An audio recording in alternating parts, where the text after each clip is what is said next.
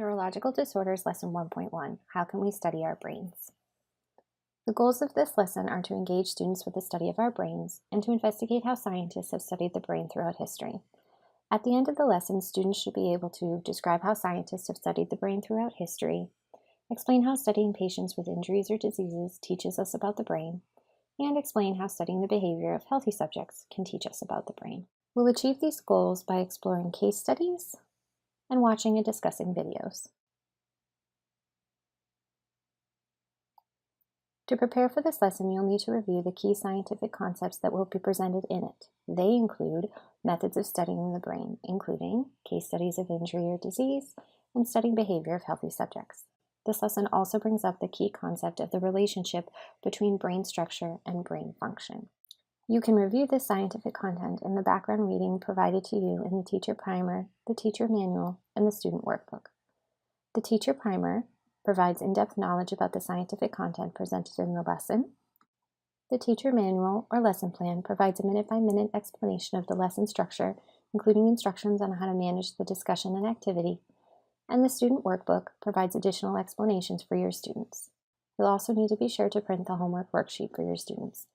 And finally, you'll also need to double-check that the embedded videos on PowerPoint slides 6 and 8 will play on your classroom computer. Most teachers have not had a problem playing them, but in case you do, it's best to find out in advance instead of during class. If you do have a problem playing the videos within the PowerPoint slides, you can download them from the ND Multimedia Backup. A link to this backup is provided on the webpage for Lesson 1.1. The key point of the lessons due now is to serve as a formative assessment for you. It is designed to help you assess your students' current knowledge about the brain, as well as their understanding of scientific approaches to studying the brain. We'll get to these key points with a reflection and discussion. In the do now, students answer 3 questions. What does your brain do? How do you know what your brain does? And how could you study your brain? Students can answer these questions in a journal, with a friend, or in a small group.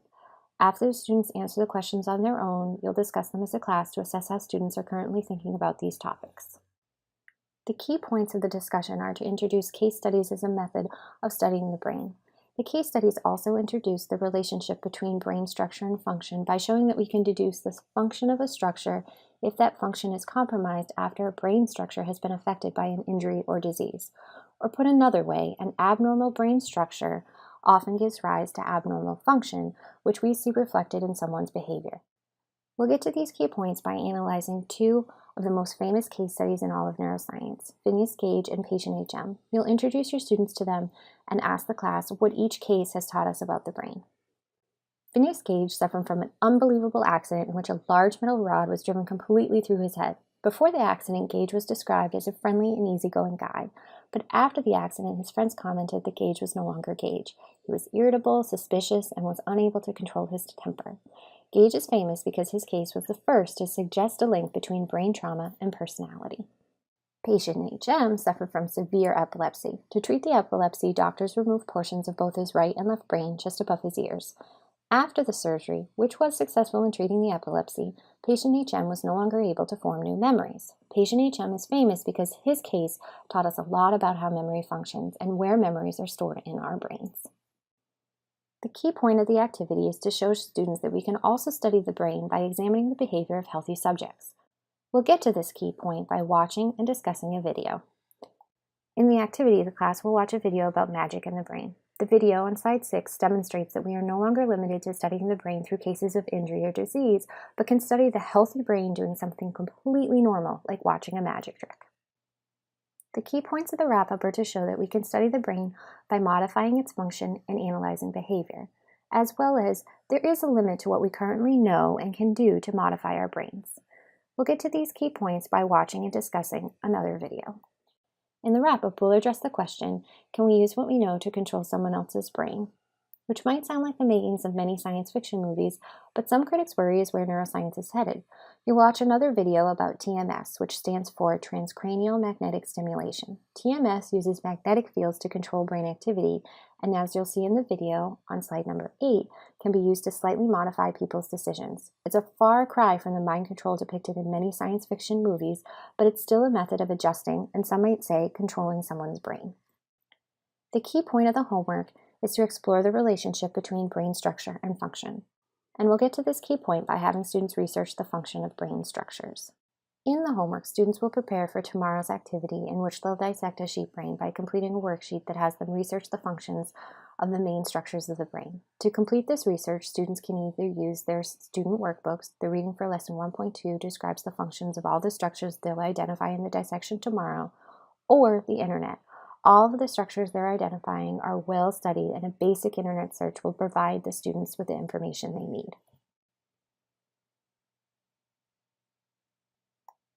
Students often ask for more details about Phineas Gage and patient HM. You can find more in the teacher primer, teacher manual, and student workbook.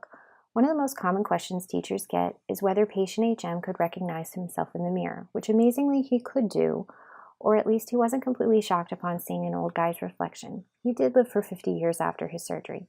Another great resource for patient HM is this unit's case study, in which students get to predict, analyze, and interpret the actual data scientists collected from working with patient HM.